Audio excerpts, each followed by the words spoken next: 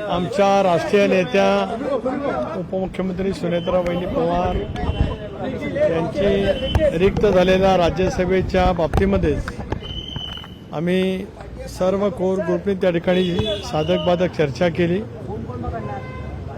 आणि त्याच्यामध्ये राष्ट्रवादी काँग्रेस पक्षाचे आणि पर्यायाने महायुतीचे, कारण एका जागेसाठी ती निवडणूक होते म्हणून उमेदवार म्हणून राजेंद्र जैन हे आज पक्षाने त्या ठिकाणी अधिकृतरित्या उमेदवार ठरवलेले आहेत। विधान परिषदेमध्ये गोंदिया भंडारा स्थानिक स्वराज्य संस्थेतून त्यांनी 12 वर्ष प्रतिनिधित्व केलं।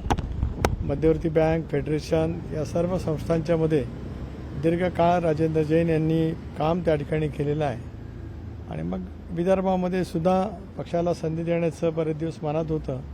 त्या दृष्टिकोनातून पक्षाने एकमताने निर्णय राजेंद्र जैन यांचा त्या ठिकाणी घेतलेला आहे। प्रामुख्याने एक चर्चा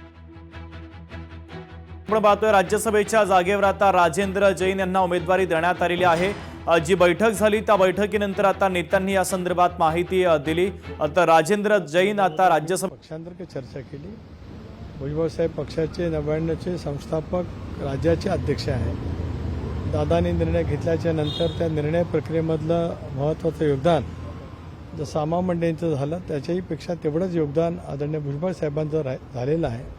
त्यामुळे त्यांचं ज्येष्ठत्व, त्यांचा अनुभव पक्षाला उद्याच्या दृष्टिकोनातून दिशादर्शक त्या ठिकाणी ठरणार आहे। त्यामुळे त्यांच्या ज्येष्ठत्वाचा योग्य तो सन्मान होऊनच पुढच्या कालावधीमध्ये त्यांच्या मार्गदर्शनाखाली पक्षाची वाटचाल करत असताना त्या संदर्भातला निर्णय आम्ही एकमताने करणार आहोत। सर, किसका नाम आपने निश्चित किया है, क्या पैरामीटर्स हैं? राष्ट्रवादी कांग्रेस पार्टी की तरफ से हमारे नेता सुनेत्राबाई पवार जो हमारे राष्ट्रवादी कांग्रेस के राष्ट्रीय अध्यक्ष हैं, राज्य के उप मुख्यमंत्री हैं, उनकी जगह रिक्त हो गई है। यहाँ राष्ट्रवादी कांग्रेस पार्टी की तरफ से राजेंद्र जैन ये हमारे वहाँ पे कैंडिडेट हम घोषित करते हैं। जैसे कि एक ही जगह है राष्ट्रवादी कांग्रेस पार्टी की है, लेकिन महायुति की तरफ से हम कल ये चुनाव लड़ने जा रहे हैं। नाराज तो नहीं? बिल्कुल हमारे साथ में जब हैं।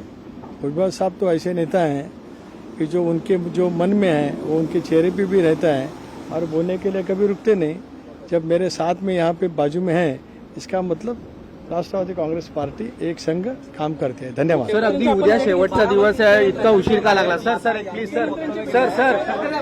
सर राजेंद्र जैन यांना उमेदवारी देण्यात आलेली आहे। या संदर्भातली घोषणा आता पक्षाच्या माध्यमातून करण्यात आलेली आहे। राजेंद्र जैन हे आता राज्यसभेचे राष्ट्रवादीच्या वतीने उमेदवार असतील।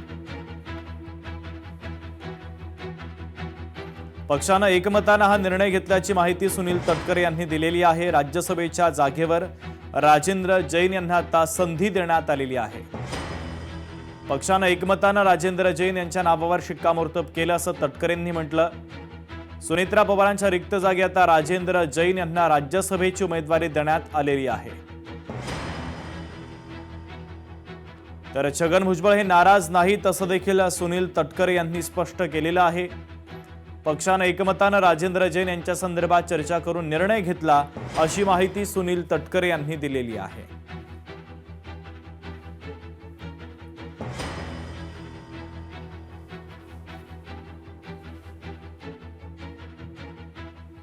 राष्ट्रवादी काँग्रेस पक्षाचे आणि पर्यायाने महायुतीचे, कारण एका जागेसाठी ती निवडणूक होते म्हणून उमेदवार म्हणून राजेंद्र जैन हे आज पक्षाने त्या ठिकाणी अधिकृतरित्या उमेदवार ठरवलेले आहेत। विधान परिषदेमध्ये गोंदिया भंडारा स्थानिक स्वराज्य संस्थेतून त्यांनी 12 वर्ष प्रतिनिधित्व केलं। मध्यवर्ती बँक, फेडरेशन या सर्व संस्थांच्या मध्ये दीर्घकाळ राजेंद्र जैन यांनी काम त्या ठिकाणी केलेलं आहे आणि मग विदर्भामध्ये सुद्धा पक्षाला संधी देण्याचं बरेच दिवस मनात होतं। त्या दृष्टिकोनातून पक्षाने एकमताने निर्णय राजेंद्र जैन यांचा त्या ठिकाणी घेतलेला आहे। तर राज्यसभेच्या जागेवर आता राजेंद्र जैन यांना संधी देण्यात आलेली आहे। राजेंद्र जैन हे आता राज्यसभेच्या एका जागेसाठीचे उमेदवार असतील। महत्त्वाची बैठक राष्ट्रवादी काँग्रेस पक्षाची पार पडली आणि त्या बैठकीमध्ये राजेंद्र जैन यांच्या नावासंदर्भात चर्चा झाली आणि एकमतानं निर्णय घेण्यात आलेला आहे। तर सुनील तटकरे यांनी या संदर्भात माहिती दिली आहे।